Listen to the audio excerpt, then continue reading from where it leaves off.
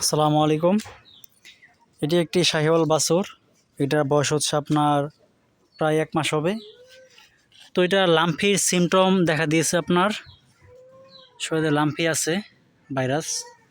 তো জায়গায় জায়গায় অবস্থা মোটামুটি জটিলই। আরেকটা বিষয় হচ্ছে আপনার তার পেটে গ্যাস হয়েছিল, মানে পায়খানা করে নাই। তো আজকে দেখলাম পায়খানা করলো। এটা হচ্ছে আপনার আমাশয়ের ভাব আছে, আমাশয়ের সমস্যাও আছে। তো লাম্পিটা হচ্ছে আপনার বছরে প্রায় প্রতিটা মুহূর্তে হয়। দেখা যাক, আল্লাহ ভরসা, যদি আল্লাহ তাআলা হায়াত দেয় তাহলে সুস্থ হবে, সম্ভাবনা আছে। তো বাছুর তো খুব সেন্সিটিভ বিষয়, একটু সময় বেশি লাগে।